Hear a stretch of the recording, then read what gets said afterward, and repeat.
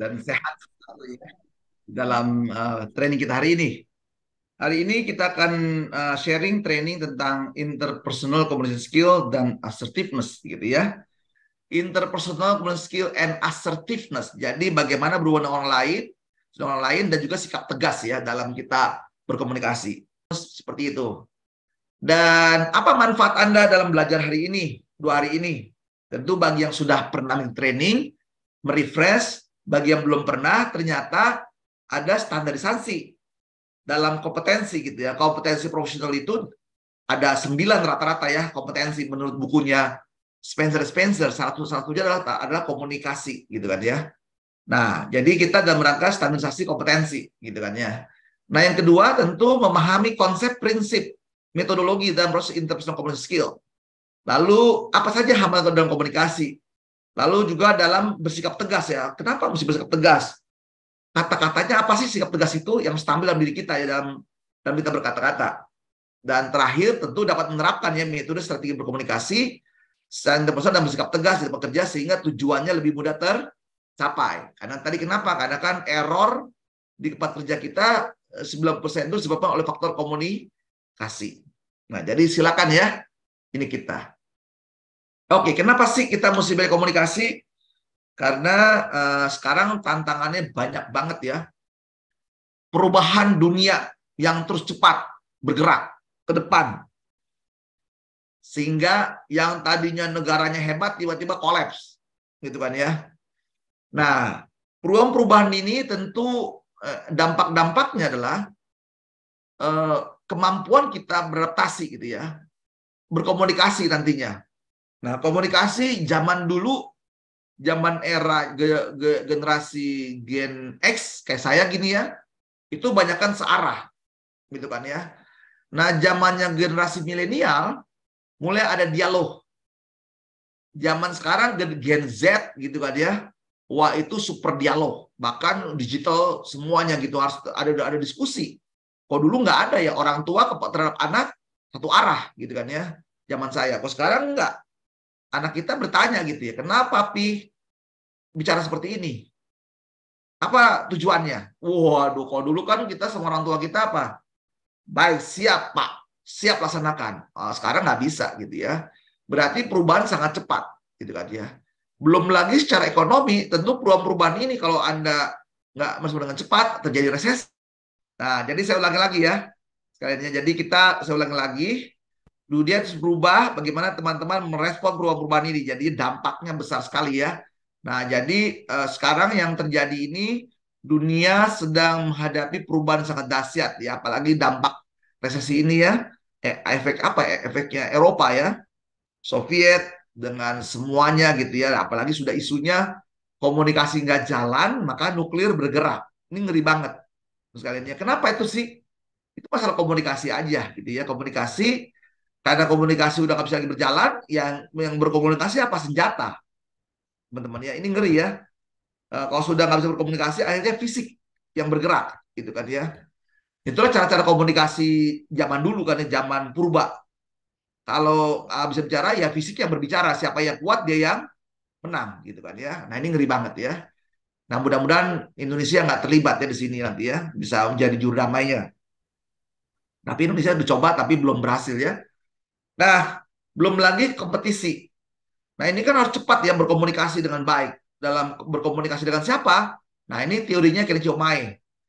Ada berkomunikasi dengan customer, berkomunikasi dengan kompetitor. Nah, jangan lupa nih ya.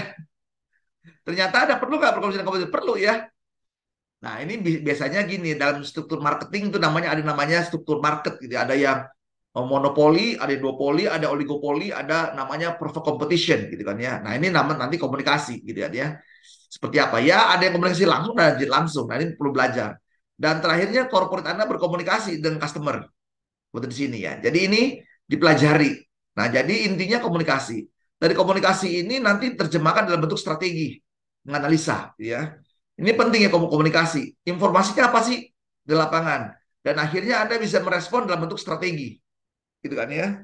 Nah, strategi ini saya menjalankan adalah SDM berkualitas. Makanya dipaksa setiap profesional itu harus punya kompetensi komunikasi.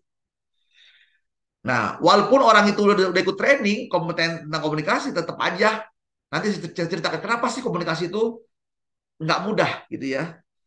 Dan makanya sampai kita masuk liang kubur, komunikasi ini nggak pernah kita bisa dikatakan lulus ya. Kalau Anda sudah selesai hidup Anda, itu sudah selesai upama komunikasi Anda. Jadi sekali saya katakan ya Bapak Ibu sekalian ya, komunikasi adalah pembelajaran seumur hidup.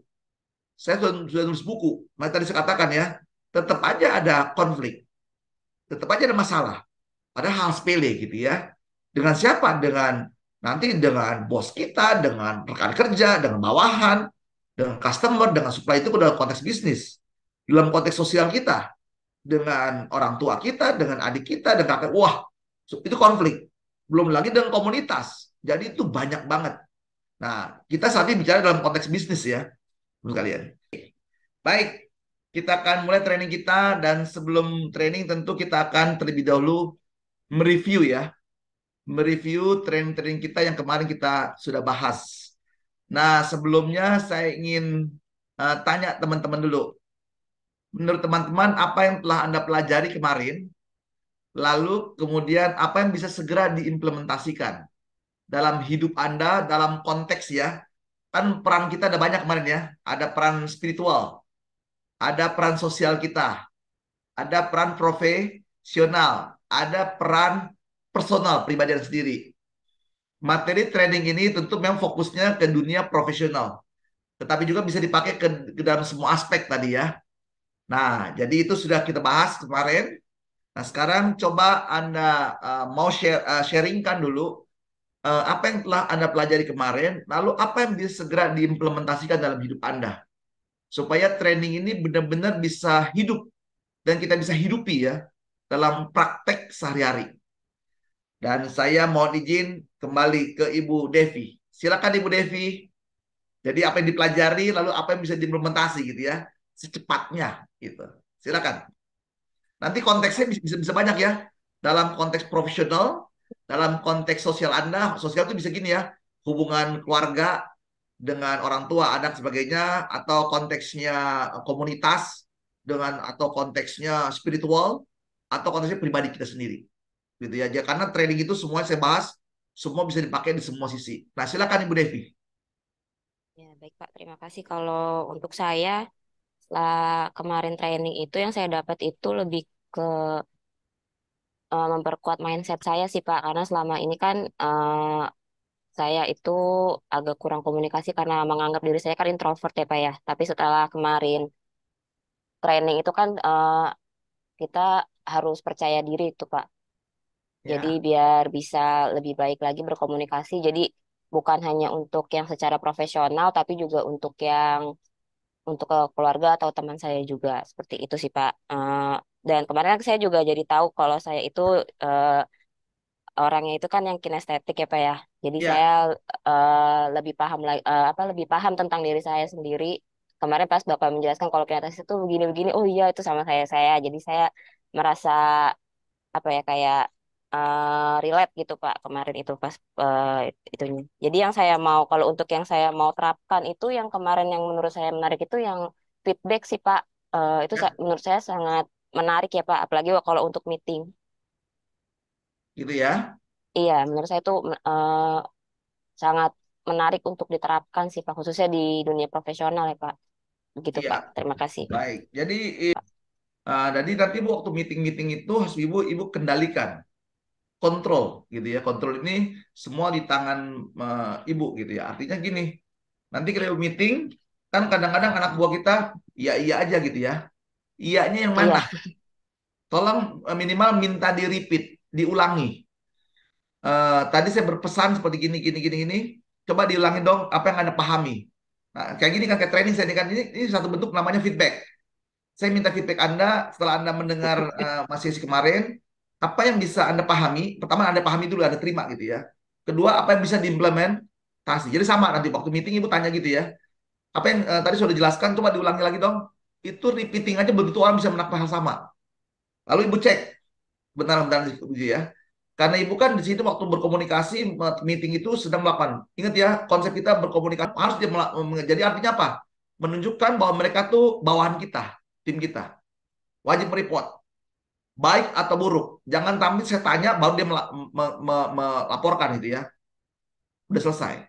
Nah, kedua, menginformasikan segala potensi berisiko. Ketiga, konsultasi. Makanya itu saling feedback. Nah, itu bagus tuh Bu ya. Soal gitu, itu kuncinya. Dan PD itu dilatih berulang-ulang ya. Kemarin sudah saya ceritakan, untuk kita menjadi skill kita bagus, hanya butuh apa? Repeating. Pengulangan aja. Latihan mengulangi. Karena memang saya katakan kemarinnya bahwa komunikasi itu pembelajaran seumur hidup. Nggak ada orang master di bidang komunikasi. Hari ini dia bagus komunikasinya, besok belum tentu gitu ya. Baik Bu Devi, terima kasih sudah mencoba. Baik, Ya, Pak. Terima berikutnya kasih, Pak. yang lain, silakan. Gimana Pak Gracianus? Boleh sharing Pak? Apa yang dipelajari, apa yang bisa disegera diimplementasi. Nah, ini kita akan menguji ya. Sekaligus teman-teman lihat nanti semua orang bisa berbeda-beda sudut pandangnya deh. Padahal materinya sama gitu ya. Silakan Pak Gracianus. Ya, terima kasih Pak Johnson. Selamat pagi Pagi. teman-teman semua. Ya, memang banyak hal yang harus saya improve ya setelah kemarin dapat banyak sekali masukan ya dari Pak Johnson dari materi sebelumnya. Ada satu hal ya yang proses komunikasi. Saya lebih lebih meng-highlight ke sana Pak gitu Ya, karena saya punya tim gitu ya, bagaimana saya mendeliver ya khususnya secara profesional ya ada 3V kemarin kan Pak ya, ada ya, visual, terus kemudian verbal dan vokal ya. Nah, tiga hal ini kan yang akan mempengaruhi si penerima ya Pak. Nah, ya, yang menjadi pertanyaan saya kemarin itu masih berpikir apakah dari ketiga hal ini kalau melihat kan visual itu paling tinggi secara persentase Pak. ya, Dan sementara verbalnya paling kecil 7%. Nah, ya. apakah justru dengan visual yang kita kirimkan ke penerima ini justru paling besar akan mempengaruhi pesan yang akan kita sampaikan atau justru malah dari sisi verbal yang 7% itu ya Pak? Nah, Saya malah nanya balik jadinya. nggak apa-apa. Kan menarik ya dari pengalaman gitu ya. Ya Pak. Oke, Bapak harus menggabungkannya dengan teori NLP Pak ya. Setiap orang itu ada tipe visual, berarti unsurnya kalau dia menangkap pesan itu apa yang paling difokuskan dia Pak, orang visual. Dari 3P tadi. Tampilannya ya Pak. Iya, Ya, dari NLP ya. NLP. Ini tiga gabungan. Bapak kan mempengaruhi orang lain ya. Oke. Sementara teorinya kan Jadi eh, sifatnya kalau gini custom ya Pak, nggak bisa ya, pukul rata ya. ini kan teorinya itu kan teori Profesor Merhadian Pak ya. Dia menjabarkan verbal itu Ya, hanya 7%, vokal itu 30%, hmm, sisanya terbesar adalah visual. Betul Pak ya? Itu powernya, ya pengaruhnya. betul. Itu secara Hmm, umum. Betul Pak ya? Sementara Bapak tadi belajarnya ya kan ada teori yang lain kan Pak ya? Ternyata setiap orang itu punya betul. kepribadian, ada orang visual, auditori, dan kinestetik. Gitu Pak ya? Estetik ya. Nah kalau Bapak ketemu orang-orang visual, berarti Bapak teori ini betul Pak. Tertinggi kan tadi unsur visual Hmm, Pak ya? Berarti bahasa tubuh Bapak, ya. gayanya itu akan sangat mempengaruhi orang ini. Tapi kalau Bapak ketemu Hmm, orang auditori, auditori Pak ya, ya. berarti vokal Bapak Hmm, sangat dibutuhkan Pak. Nggak kuat. tekankan, oke.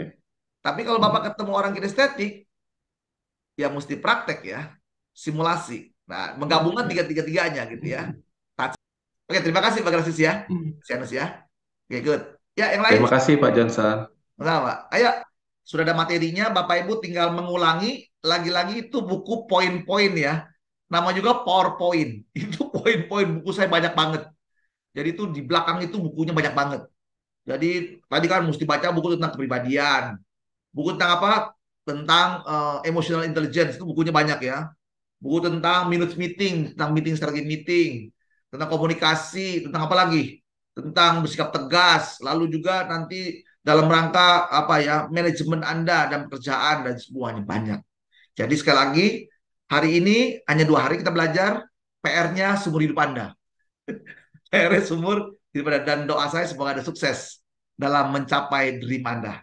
Terima kasih semua, mohon maaf kalau ada kata-kata yang tidak berkenan.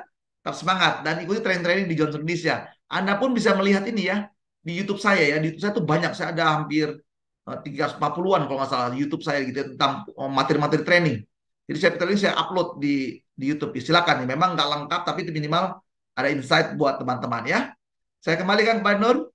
Silakan Nurella. Baik, terima kasih banyak Pak Johnson, terima kasih banyak Bapak Ibu semuanya yang sudah hadir sampai sore hari ini. Semoga materinya bermanfaat dan kami minta maaf jika ada salah kata maupun perbuatan. Sukses selalu dan sehat selalu untuk kita semua. Amin. Terima kasih semuanya. Ketemu Sampai lagi, ketemu Pak. lagi training-training kita. Salam selalu.